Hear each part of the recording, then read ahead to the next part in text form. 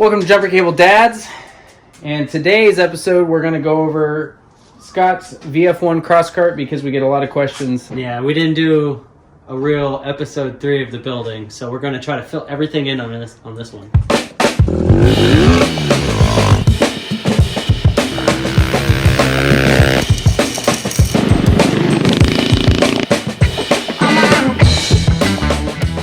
Alright, what's your power plant? Power plant is Polaris Outlaw 525, independent rear suspension. Alright, and what would you say you did different than Kyle's? Because it's variable frame.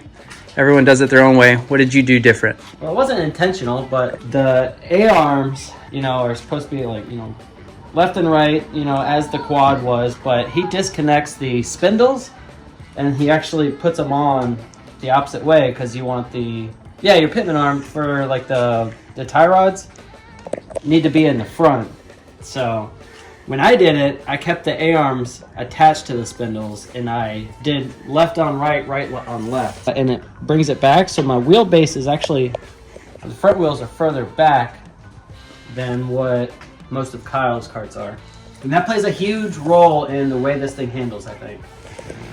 Steers pretty easy. Drifts really good. Drifts really well.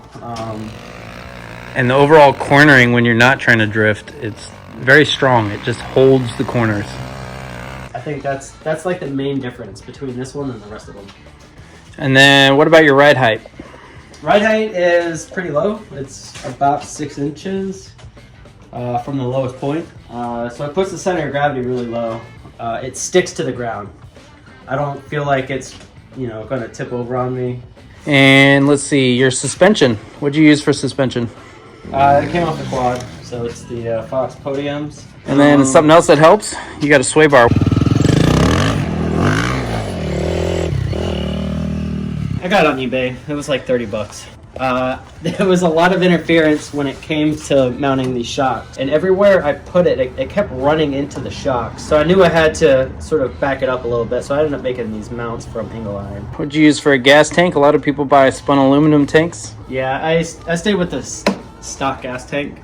And then I found a gas gauge on Amazon that plugs right up into it. And how'd you do cooling? Kept the radiator from the quad, put it behind the seat. A lot of people put it on the very back area back here, but I didn't.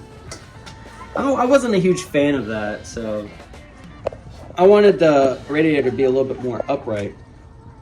The seat, I was worried about the seat obstructing airflow through it. It doesn't do too bad. Again, I used the body panels to help sort of channel in the air that is forced through the radiator. It seems to help a lot. Since we're here, what made you go with the wing? You think it actually provides downforce? No, it's pure aesthetics. I think it looks pretty cool. So there's different options for rear end for going with independent suspension. What'd you do? I did the spool off the quad. I already had it, try to make it work. I've had one failure with it so far. The bearings went out on me, and then with the chain coming loose and the bearings were going bad, the chain dropped, and then it pretty much it messed up the rear end. I ended up bending the heim really bad on upper A-arm on the chain side, and then it pulled my axle out. It didn't break it, thankfully, but so I had to rebuild the whole rear end. And it's a lot wider than a quad, so how'd you manage to use the rear end from the quad and make it wider? Change the axles. Where are the axles from? It's the front axles from a Polaris Razor 800. Something else I see that's different than a lot of them we see online. Your soft body panels. Soft body panels. What made you go with those? The thought is the body panels, on the sides of the Crosskart, not necessarily needed for protection. We're not blazing through trails and stuff. At least I'm not. So I'm not worried about sticks and stuff. More just trying to keep the dirt out, because dirt kind of gets shoved in every little crack and crevice on this thing. But I did do hard panels for the roof, the hood, and the floor.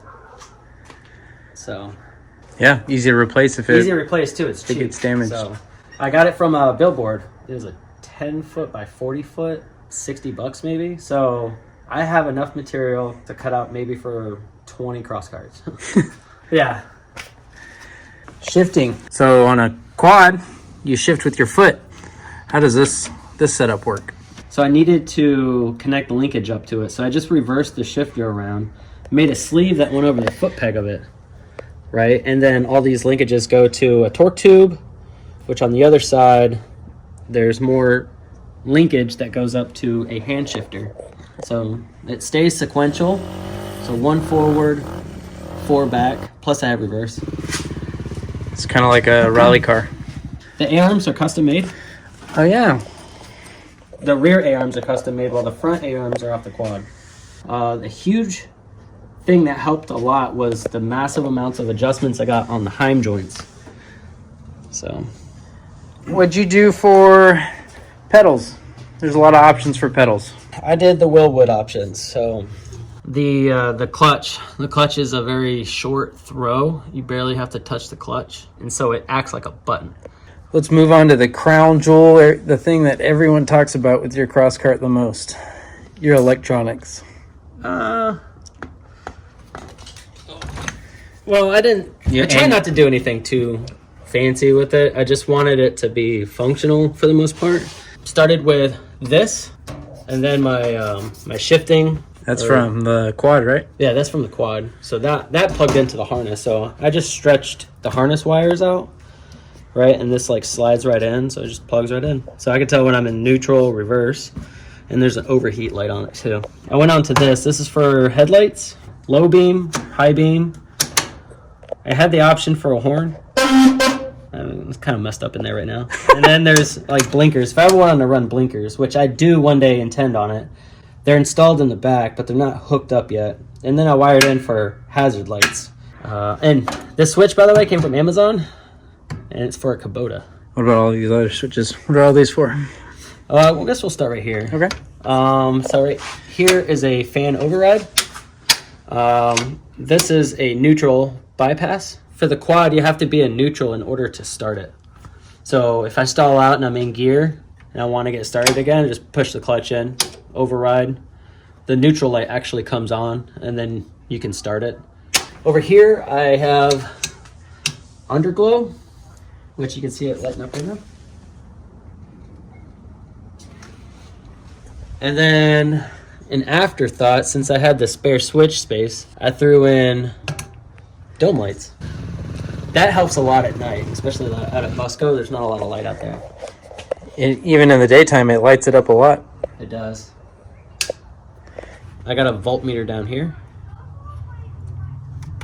so I can always check the battery level, and then that actually turns on my GPS for my speedometer. All right, let's look under the hood. Looks like you got rack and pinion. Yep, rack and pinion makes turning a breeze.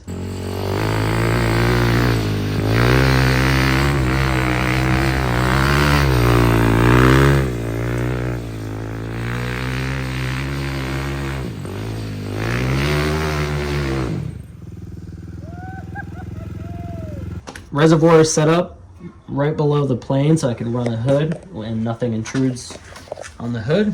I'm very proud of the battery box that I did. It fits really well right there. And then the bracket for the steering, right, I just sort of tapped off of that. So all I have to do is rotate this bar out and I can just pull this battery out. This looks complicated. I mean, it's not too bad. It's a power distribution panel. A lot of it's for the dash system. Plus I have some extra components in there in case I wanted to sort of expand out. I didn't want to have to redesign this whole dash floor, that's what I call it. So it starts with a fuse box, goes over to some relays. So I have 5 relays in total. I think I'm only using like 3 right now. These are flasher modules for the blinkers when I do get those hooked up. I got terminals to sort of plug everything in for ease. So. Well, this is super cool. It's so cool that you have been invited to do somebody else's wiring on their Crosskart for him. John from Cars and Cameras, the one we just went and built, he's going to have you come down and help him out with his wiring and hook him up so his looks as cool as yours. Got an extinguisher, tires and wheels. Off the quad. I haven't upgraded them yet. I'd like to upgrade them. I'd like to go with a little bit taller tires.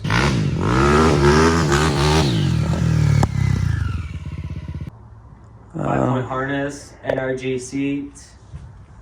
NRG steering wheel, quick release. What's different about your Crosskart than any other of Kyle's VF1 Crosskarts? It's green. Oh, yeah. First one he said. All right, fun fact. What's different about your Crosskart other than any other VF1 Crosskart from Kyle's plans? Mine was the first that Kyle has got to drive that wasn't built by him. I've been told this handles better than mine, and I am so excited to drive this thing and feel the differences from somebody else's build perspective of what they think is perfect.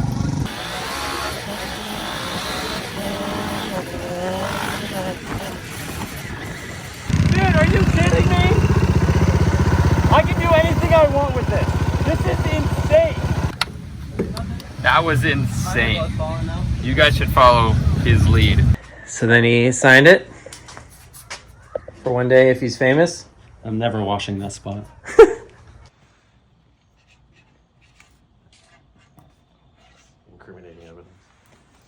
All right, that's a recap of how and what Scott did to his VF1 Crosskart. If you have any more questions about it, please leave those in the comments, and we will answer them as soon as we can. And don't forget to like, comment, subscribe, and share. Hit the bell for notifications. I don't think that's the thing anymore. Is it? Huh?